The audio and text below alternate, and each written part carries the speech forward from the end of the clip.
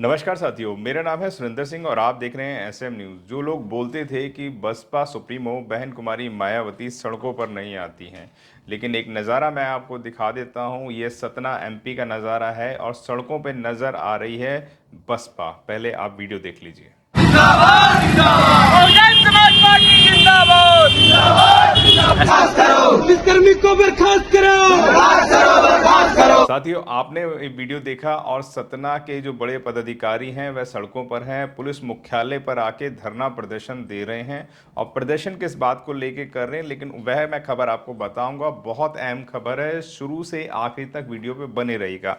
लेकिन उससे पहले मैं आपको स्क्रीन पर दिखा देता हूं।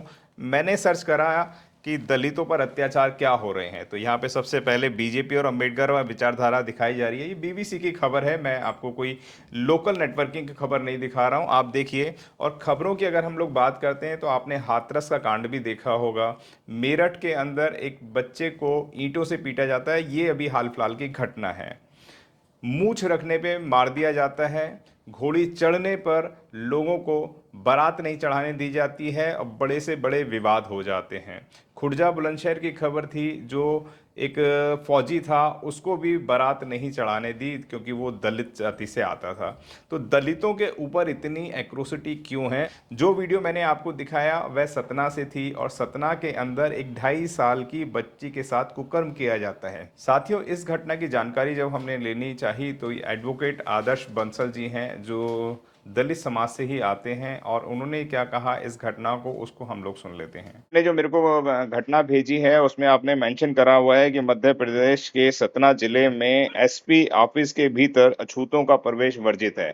जी, ये क्या है मामला? वो इसलिए लिखा मैंने कि जब भी एसपी से मिलने जाओ ना, जी एसपी मिलता नहीं है, जी कभी भी नहीं मिलता। जी कहीं कुछ बहाने बनाएगा, कहीं कुछ बहाने बनाएगा। जी दूसरी बात कि अगर कोई ज्ञापन देने आई है, कोई संगठन पार्टी ज्ञापन देने आई है, जी तो तमीज ये होती कि आप अंदर बुलाइए, अंदर बैठिए। जी लेकिन ये क्या करते हैं, बाहर आके गेट बंद कर लेते हैं, वहीं ज्ञापन ले लेते हैं, वहीं से वापस भेज देते हैं। जी तो इनका दोहरा चरित्र है ना ये। जी बीजेपी कांग्रेस के लोगों को अंदर बुला कर लेते हैं ज्ञापन ये, जी और जब बसपा जाती है, बसपा के लोग जाते हैं, तो ये बाहर से ही ज्ञापन, तो साफ साफ दर्शाता है जी कि इनकी भी जातिवादी मानसिकता है।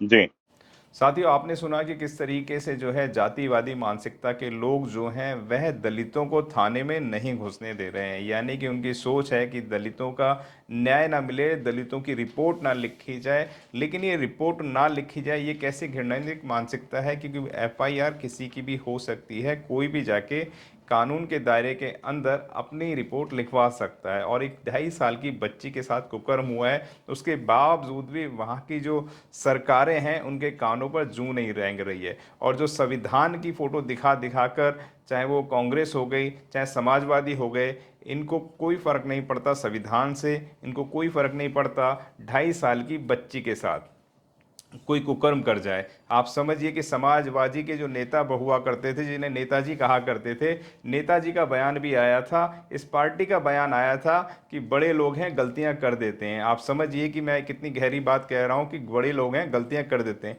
इस तरीके की मानसिकता की सरकारें हैं जो संविधान को दिखा के बात करती हैं, संविधान को दिखाकर जीतने का काम करती हैं, लेकिन जब किसी बच्चे के ऊपर कोई बात आती है तो कोई भी सामने नहीं आता है। और बात करें हम युवा साथी जो अपनी मूंछों पर ताव मारते हैं, उनका भी इस घटना के ऊपर कोई बयान नहीं आया है। तो बहन जी के जितने भी नेतृत्व के लोग थे सतना में, बहन जी के आशीर्वाद से तत्काल में वहां पर पहुंचे हैं और वहां पर एफआईआर लॉन्च करवा रहे हैं और सड़कों पर भी प्रदर्शन कर रहे हैं और बड़ा आंदोलन करने का सतना में एक रणनीति भी तैयार हो गई है। आश्वासन दिया है, परंतु जब हम इनके पास कभी कोई ज्ञापन देने आते हैं तो उस समय सहजता से पेश आते हैं। लेकिन जो इनका स्टाफ होता है, खासकर जैसे कोलगामा में हमारे साथी हैं नीरज प्रजापति जी, अंकित कुशवाहा जी, ये चूँकि पीड़ित पक्ष है, इनके घर में एक घटना हो गई जिसके संबंध में थाना गए, तो वहाँ जो अतुल मिश्रा थे उन्होंने जो है तो काफ़ी सख्ती से इनके साथ दुर्व्यवहार किया, इनका मोबाइल वगैरह छुड़ा लिया।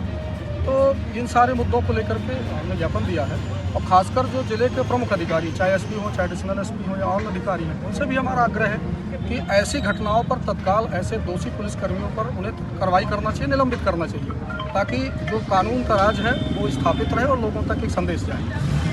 सर मैं एक सवाल और पूछना चाहूँगा, जैसे कि आपने कहा कि अतुल मिश्रा द्वारा अभद्र व्यवहार किया गया और जैसा कि आपके कार्यकर्ताओं ने बताया उनके साथ मारपीट की गई, जिस कैमरे पे जिस मोबाइल पर उन्होंने वीडियो रिकॉर्डिंग की पूरे साक्ष्य की, पुलिस ने बलपूर्वक वो मोबाइल छीन लिया और लगभग 7 दिन पहले आप लोगों ने एडिशनल एसपी साहब को आवेदन दिया था, वीडियो दिया था, तो क्या अभी तक पुलिस प्रशासन की तरफ से अतुल मिश्रा को सस्पेंड किया गया या मुकदमा कायमी की गई या जो फरियादी हैं उनका फ़ोन वापस कराया गया कि अभी तक नहीं किया गया? देखिए ऐसा है कि निश्चित इस मामले को हम लोगों ने उनके वरिष्ठ अधिकारी को संज्ञान में डाला था। आवश्यकता तो ये थी कि तत्काल ऐसे कार्रवाई पुलिसकर्मी पर कार्रवाई करना चाहिए, उसको दंडित किया जाना चाहिए, पर उन्होंने आश्वासन दिया कि जांच चल रही है। तो क्योंकि अभी उन्होंने आश्वासन जांच कर दिया, इसलिए हम अभी उनको ज्ञापन दे करके उनका ध्यान हमने आकर्षित कराया है। उत्तर प्रदेश में जब बहन जी की सरकार थी तब ऐसी कोई भी घटना देखने में सुनने में नज़र नहीं आती थी। साथियों, आपने देखा था कि एक छोटा सा बच्चा मटके से पानी पीता है तो भी उसको मार दिया जाता है। इस तरीके की दूषित मानसिकता के लोग देश के अंदर हैं और ये दूषितता जो है तभी जाएगी जब बहुजनों की अपनी सरकार बनेगी।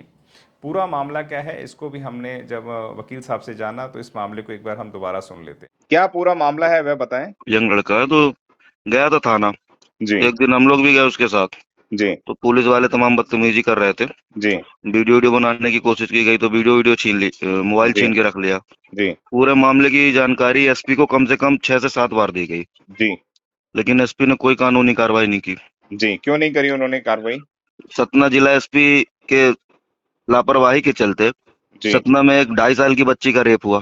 जी उसके बाद अलग अलग एरियो में एक आदिवासी बुजुर्ग का पैर तोड़ दिया गया, हाथ तोड़ दिया गया, जी चेस्ट की पसली तोड़ दी गई, उससे पैसे जी वैसे लूट लिए गए। जी फिर बगल में रीवा मऊगंज में घटना हुई। तो तमाम कई घटनाएं हुई, लेकिन पुलिस प्रशासन लगातार लापरवाह बना हुआ उसमें। जी साथियों, आपने देखा कि किस तरीके से जो वकील हैं, एडवोकेट हैं, उन्होंने कहा कि बीएसपी इस वक्त सड़कों पर आने वाली है और बीएसपी के लोग ही जो है न्याय दिलाने की बात कर सकते हैं। जो चमकीली राजनीति करते हैं, चमकीली समझिए कि संविधान दिखाकर 5 साल सरकार में चले जाएंगे, संविधान और दलितों की बात करके दलितों के साथ फोटो खिंचवा के, दलितों के साथ उनके घर में जाके फोटो खिंचवा के या दलितों को अपने घर में बुलाकर फोटो सेशन करवाना, और तमाम जो चाटुखोर पत्रकार हो गए हैं और लगातार बात करते रहते हैं कांग्रेस की, कभी बात करेंगे समाजवादियों की, तमाम पार्टियों की बात करते हैं। इनको गोदी मीडिया से भी बदतर कोई नाम होगा तो वह दिया जा सकता है, क्योंकि यह लोग कभी भी बाबा साहब की स्पीच नंबर 113, जिसके अंदर 1 पार्टी 1 बैनर 1 लीडर हुआ करता था, यानी कि आपका एक नेता, एक पार्टी, एक संगठन हो जाएगा, उस दिन आप इस देश के शासक बन जाएंगे। तो बाबा साहब के इशारे को यह लोग समझाते नहीं हैं और इस बात को बार बार बताते नहीं हैं कि आपकी सरकार जब आएगी तब इस तरह की घटनाओं से बच पाएंगे। यह मेरा आपसे निवेदन है कि वीडियो को कम से कम 10 ग्रुप में जरूर भेजें, क्योंकि बच्ची को न्याय दिलाना बहुत ज़्यादा ज़रूरी है और बसपा सड़कों पर आ चुकी है। बहन जी लगातार मीटिंग्स लेने लग रही हैं। नेशनल मीटिंगों की जो खबर होती है वह बहन जी की नज़र आती है, क्योंकि मीडिया का तमाम गाड़ियां रुकने लग जाती हैं तो लोग समझ जाते हैं कि एक बड़ी मीटिंग है, लेकिन बहन जी डेली बहुत सारी मीटिंग ले रही हैं और बहन जी एक्शन ऑफ मोड में भी नज़र आ रही हैं। जिस तरीके से गुटबाजी हो रही थी बसपा के अंदर, बहन जी ने सबसे पहले उसको ख़त्म किया और उसके बाद बहन जी एक्शन ऑफ मोड में बहुत तेज़ी से नज़र आ रही हैं। बहन जी ने भाईचारा के ऊपर संगठन बनाने शुरू कर दिए हैं और कैडर लेने शुरू कर दिए हैं। और कैडर के अंदर, जैसे मैंने आपको पिछली वीडियो में भी बताया था, कि जितने भी सीनियर सिटीजनों का ग्रुप है या बुद्धिजीवी, IAS, doctor, engineer, lawyer, professor, सब लोग इस वक्त कैडर देने लगे हुए हैं। ये टीमें गठित हो चुकी हैं। ये बहुत अंदरूनी खबर मैं आपको बता रहा हूं कि बसपा के जो कैडराइज लोग हैं वह पूरे प्रदेशों में जाकर कैडर लेने का काम कर रहे हैं। अगर आप भी अपने यहाँ पर कोई कैडर रखवाना चाहते हैं तो हमारे दिए गए नंबर पर अपनी डिटेल भेजें और नीचे लिखकर भेजें कि हम लोग कैडर लेना चाहते हैं। हम आपका नंबर उस टीम को, उस कमेटी को भेज देंगे, वह आपसे स्वयं संपर्क करेंगे। और वीडियो अगर अच्छा लगता है तो इसको लाइक करें, शेयर करें, सब्सक्राइब करें। मिलते हैं अगले वीडियो में।